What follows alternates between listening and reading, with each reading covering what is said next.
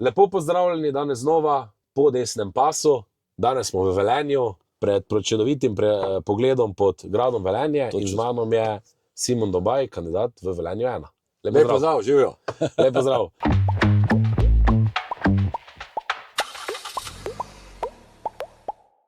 Zdaj, Simon, ogromno imaš izkušenj. Iz energetike, iz rudnika, bil si direktor tudi hčerinskega podjetja v rudniku. Ti nam povej, kako je zdaj sploh situacija tu, tako z rudnikom, kot z neko energetsko obnovo te vaše Šaleške doline, ker čujemo ogromno nekih stvari, ni pa nič jasnosti. Vlada nekaj obljublja, sploh pa se ne ve, kaj zdaj sploh čaka Šaleško dolino. No, če začnem, jaz sem pač bil, 36 let sem bil zaposlen na Premogovniku Velenje. V določenem obdobju sem bil tudi direktor hčerinskega invalidskega podjetja HTZ Velenje. Trenutno stanje, kar se tiče energetike, jaz sem bil ta teden tudi v torek v Tešu in Premogovniku Velenje. Jaz sem se pogovarjal z enim in drugim direktorjem in pa tudi predstavniki sindikata in pa sveta delavcev. Največji problem trenutno, ki ga vidijo, sprejeli so zakon o postopnem zapiranju Premogovnika Velenje, super, za delavce bo dobro poskrbljeno. Sprejeli so zakon o prestrukturiranju Saša regije, čez 200 milijonov bo prišlo denarja. Kar je pa najbolj pereča zadeva, je pa zakon o Tešu, kjer pa piše, da bo 30.4.2027 ta zadeva zaprta, za stop, ni več možnosti. In kakorkoli apelirajo, do zdaj ta vlada ni sprejela nič. Takrat so jih žene čez vodo pelali, prisilili so ti zakon, da je pač potrebno, če ne bo Teš v stečaju, vse so pripravili na tak način, mogli so ta zakon sprejeti, če ne bi Teš res pahnali v stečaj, ampak datum 30.4. je pa zabetoniran in zaenkrat so tudi sami v Tešu rekli, da bojo sicer pripravili osnutek predloga zakona, da bi se podaljšalo vse za 1 leto, da bo potem nova vlada, ki bo naša vlada, sigurno bomo pač zadeve zapeljali na tak način, da bo Teš normalno še naslednjih 20 let obratoval, ker je škoda. Imamo Formulo 1, kar se tiče energetskega postrojenja v Šaleški dolini, zdaj bi jo pa mi zaprli, zato ker je Golob pred 5-6 leti izjavil, da bo uničil velenjski SD in pa šaleško energetiko, da bo postavil toliko teh sončnih elektrarn. Kar ni prav, on ne živi tukaj, ne ve, kako je stanje, res, da imamo še tu Hisense ozadja, ki je velik zaposlevalec, ampak tudi on se lahko čez noč odloči, pa zapre zadevo. Tudi kako je zdaj sploh situacija? Zdaj nekaj so govorili, da se bo selili, zdaj Hisense ostaja še zaenkrat tu? Ja, zaenkrat še indici so taki, da še ostaja, sicer najbrž čakajo tudi na volitve, kako se bo zadeve iztekle, kaj ti ta božičnica, minimalna plača, jaz pravim, vsi si zaslužijo dostojno plačo, ampak če država ne stopi nasproti, pa da prilagodi prispevke in izdatke, ki jih država pobere iz plač, potem bo tudi Hisense enkrat ugotovil, da se mu pač dejansko ne splača in on se lahko čez noč odloži. V 2-3 mesecih on predstavi kompletno proizvodno bilo kam drugam, bo pač tukaj bo pač imel skladišča in to je to, ne? Ja, pa če ni neke prevedljive vlade, neke prevedljive politike. Ne vejo, kar se dogaja. Plus tega ima tudi problem z, rečemo, avtocesto, ne? Ta tretja razvojna os bi že mogla biti pred leti dejansko končana. 2026 je bil eden od tistih ključnih datumov, letnica, da bo začela. Zdaj je predstavljena 2029, ne. Zdaj so začeli nekaj delati, ampak to bo trajalo še nekaj časa. Oni so pa veliko odvisni ali od železnice, ki vemo, da tudi infrastruktura železniška ni najboljša. Poleg tega so pa ceste in Velenje je zabito z tovornjaki, ker je pač, oni imajo kar veliko odpreme za svoje kupce. Tako da imamo kar velik problem tudi, kar se prometa tiče v samem Velenju. Ja, v bistvu je ta neka dolina kar malo pozabljena, ne? Tek je, malo so jo dali. Takrat, jaz mislim, da se je vse takrat začelo z gradnjo T6, tiste korupcije pa to, kakorkoli, sicer je sodni epilog, kakorkoli še ni zdavno zaključen, se še kar zadeve vlečejo.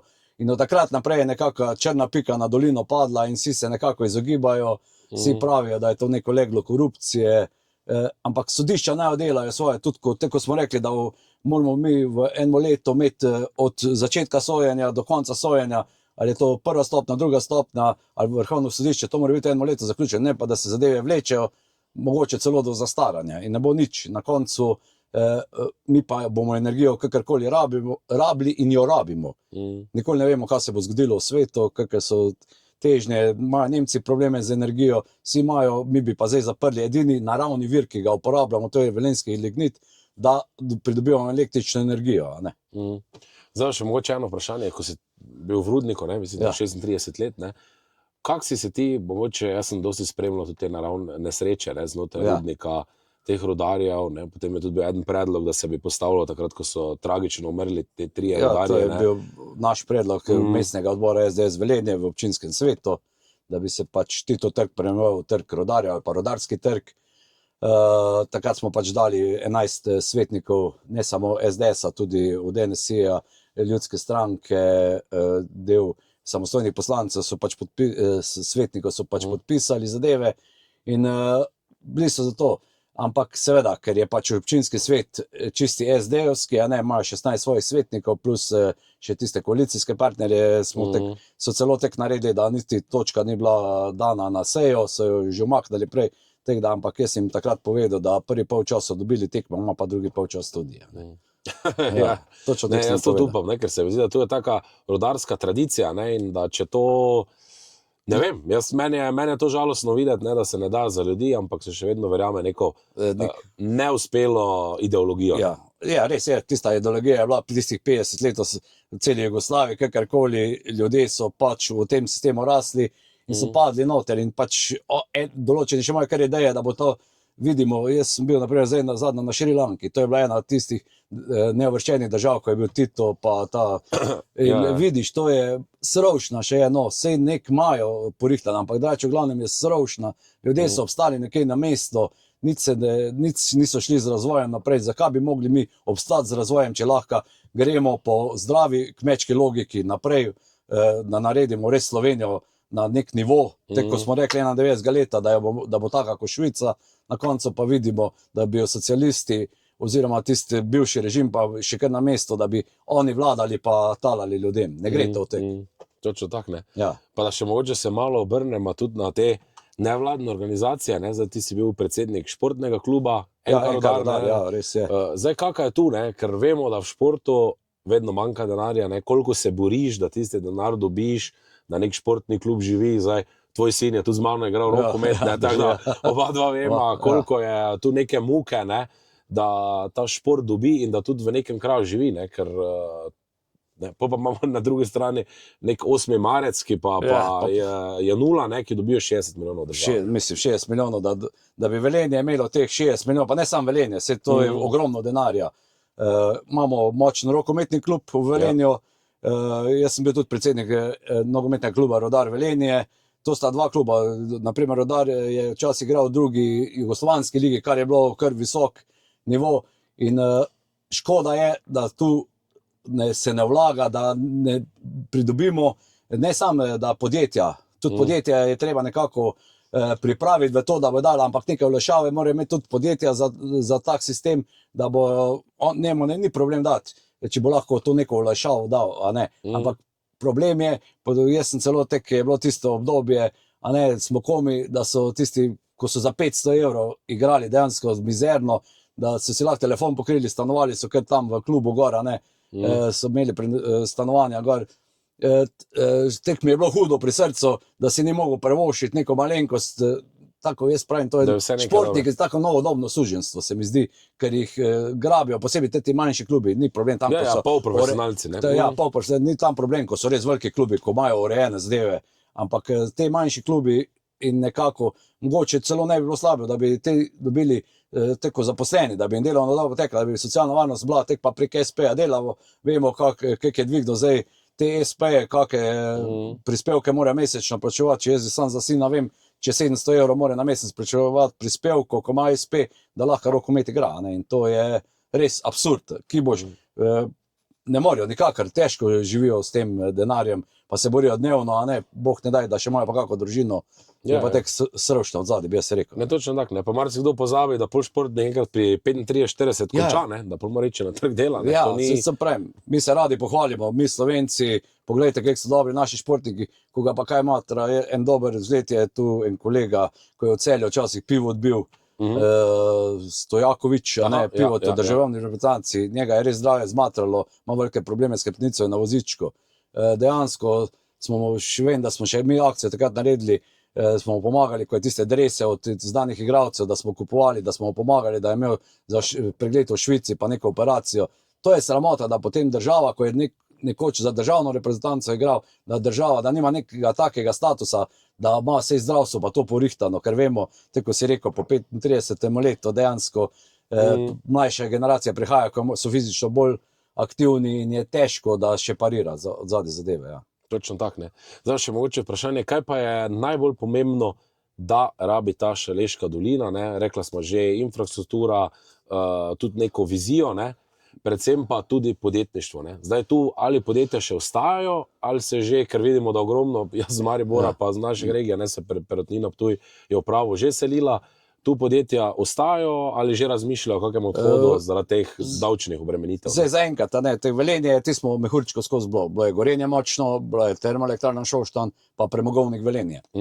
Dejansko smo bili samo zadosti, bilo je še nekih manjših teh podjetij, ki so bile nekako povezana z eno od teh treh družb, da so kot kooperanti delali, ali pa so imeli tudi svojo vizijo, pa so druge zadeve. Tako da, kar se tega tiče, ampak jaz zmeri pravim, zdaj, če se bo enkrat premogovnik zaprl, pa če tež, Bog ne daj, 30. aprila drugo leto zaprejo, mi dejansko nimamo neke industrije. Veplas je tu še odzadaj močen, Veplas je eno podjetje, ko zaposluje, mislim, da okrog 280 do 300 ljudi, je močno podjetje, ki dela s plastiko, z temi umetnimi, dela za avtodome, za te velike lajko, pa vse dela te, kar se plastike tiče, tudi za Rosenbauer. In edino tako podjetje, rečemo, ko je čisto 100% na trgu, ni odvisno ne od premogovnika, ne od Teša, ne od Gorenja. Ne. In to je moč pri nas že zamujeno. Mi bi mogli pred 15 leti začeti razmišljati, da naredimo industrijske cone, da privabimo velike podjetja. Vse so naredili. Tam, ko je bil pa razpis od Spirita ven Farma, kaj so naredili, cel razpis je prvo padel, ker so eni pač mislili, da bojo na ta način si denar raztalali. Sej, res, doben še ni denarja dobil. Ampak na tak način se potem vidi, da tudi tisti, ko imajo željo priti mogoče v Velenje, vidijo, da če nisi v nekem krogu noter zraven njih, ne moš niti do denarja prišel. Ne, se to si dobro temu odprl, tudi afera Spirit. Ja. To se je poleglo, res je, da tako se je rekel, denarja doben ni dobil, ampak problem je, da eni so pa ta denar čakali, da bi razvojno šli in tisti, ko so vse naredili po predpisih, niso dobili denarja. Vse to je bil problem, tudi imamo dva kolega, ko sta se prijavila na ta razpis, so imeli dobre projekte, ampak ker je razpis padel, je dejansko padlo. Zdaj, ko je pa šel drugi del razpisa ven, ko so ponovili razpis, so pa pogoji taki, ker mora biti 100% bančne garancije, pa te, in vemo, bančna garancija je zelo draga, a možda depozit ali karkoli, ne morajo sfinancirati tega od zadaj. Tudi Veplas, zanj sem bil na Veplasu, so rekli, ja, se bi se mi prijavili, sam to so 100% bančne garancije, depozit od zadaj, če ne moreš bančne garancije, ne moreš, a ne financirati teh zadev, plus tega, da jih je marsikega zdaj tudi vsekara ta minimalna plača, plus ta obvezna božičnica in jim je dejansko malo temelje načela, ni čisto enostavno. Ja, seveda, tudi Veplas je tako mednarodno podjetje, tudi oni bojo mogoče daj študirali, da bojo predstavili v neka bolj ugodno okolje, da bojo lahko delali. Če vidimo, da je Ljubljanska banka komplet IT predstavila v Srbijo, v Celjske mesnine so glih pravili, da Hofer, Lidl, to se vse predstavlja na Hrvaško, da se morajo dol hoditi, pogajati za cene. Mislim, to je katastrofa. Od zadnje Petrol, ko je tudi zdaj en del svoje uprave predstavlja, zdaj pa, ko enkrat uprava gre, pa gre pol nabava, pa vse pol je tule sam Boga reč, bi jaz temu rekel. Ja, to pol ostane sem tista operativa. Operativa, sej vemo, ja, to je pač tiste nižje plače, tista dodana vrednost, če bi pa davčno okolje tole narediti pravo, pa neke subvencije od zadaj za tista res kritične zadeve, bi pa dejansko ustajali tukaj, tako če gledamo športnike, zakaj mora Pogačar v Monaku biti, tekmuje za Slovenijo, nikoli ga pa ne vidimo v Sloveniji trenirati, zato ker ima davčne olajšave veliko boljše tam, namesto da bi tukaj naredili nekaj, da bi jih privabili, ker bi oni pripeljali še ostali ljudi v zadaj, ki bi vlagali v Slovenijo, ki bi tule živeli, pa to, pa bi veliko več imela država od tega, kot pa imamo zdaj. Točno tako, točno tako se pravi. Rabimo neko ugodno davčno politiko, predvsem pa, da se privabi in v Slovenijo in v Šaleško dolino. Vse, cela Slovenija je potrebna. In Šaleška dolina, tudi tam, ko so nerazviti področja, tudi oni rabijo nek razvoj, da pridejo v stik z normalnim svetom, da imajo infrastrukturo porihtano, Velenje je, rečemo, taka kotlina, nikoli niso študirali. Zdaj avtobusno imamo, rečemo, sredi Velenja, ko bi bilo boljše, da bi bilo tam, ko je železniška, pa bi bilo vse skupaj na enem mestu, ena obvoznica okrog Velenja, da se mestno središče, ampak niso to, ampak to je, ko bi mogli pri 30-40 letih študirati, ko je to novo Velenje nastajalo, takrat bi mogli nekako že študirati logiko naprej, narediti. To pa se sam študiralo. To pa sam študiralo, pa čim več, da se je obrnalo, se vemo, če se pa obrača, je pa veliko denarja v zraku. Točno tako, ne. Zdaj še mogoče vprašanje bolj proti koncu. Vidim, da ekipo imaš izredno dobro, ogromno ljudi se je tu zbralo, tako da greš na zmago in predvsem to, ne, kako se boš tega lotil, vidim, da tu družina te podpira, tako da to, pa tudi zakaj si se odločil, da kandidiraš? Če povem, leta 2022 sem prvič kandidiral, takrat je zelo malo manjkalo, do 15-11 večer sem še bil napisan, da sem poslanca, polje pač, ker je Levica odprla, so se pa zadeve malo prerasporedile. Zakaj sem se odločil? Ker mi ni vseeno za Velenje. Jaz moram reči, da že od prvega rojstnega dne živim v Velenju. Skozi spremljam, učil sem se tu, v šolo hodil, zaposlen sem bil tukaj, ljudi poznam, dejansko, kako je Velenje nastajalo v tistem času od 70. leta naprej, skozi sem tukaj in vidim, da kakorkoli, nimamo enega poslanca, ki bi neki dodano vrednost prinesel, da bi glas Velenja se slišal tam. Vsako pride, kjer se karkoli za Velenje postavlja, vi, ko ste tam težko kradli, pa ono tretjo, sam to se čuje. Doben pa ne pove, da Velenje zna nekaj narediti, da ima eno vizijo prihodnost za naprej. Ampak moramo pa tudi seveda na občinski ravni zadeve speljati, da tudi SD v Velenju ne bo imel take večine, da bomo lahko, jaz še zmeraj pravim, da na lokalni ravni bi mogli neka sinergija biti, ne se neke politike, da bi mogli skupaj stopiti pa za mesto nekaj narediti, ampak dokler imajo oni večino, mi lahko tale v steno lajamo, pa ne bo nič od njih, oni si po svoje zapeljejo zadeve, nas sploh niti, da bi nas upošteval kdo. Tako da, zakaj sem se zdaj naprej še odločil? Ja, tako sem povedal, imam vizijo, imam ideje, vem, da lahko nekaj tudi Velenja nazaj prinesem s temi zadevami. Vemo, da se bo marsikaj še koliko energetike dogajalo, veliko stvari z energetike poznam in jaz mislim, da lahko veliko pripomorem tej stvari, da Velenje zopet energetsko zaživi, oziroma cela Šaleška dolina, ne samo Velenje kot tako. Simon, jaz ti želim ogromno uspeha, pa naj bo glas Velenja slišan. Hvala lepa. Gremo na zmago, ni druge.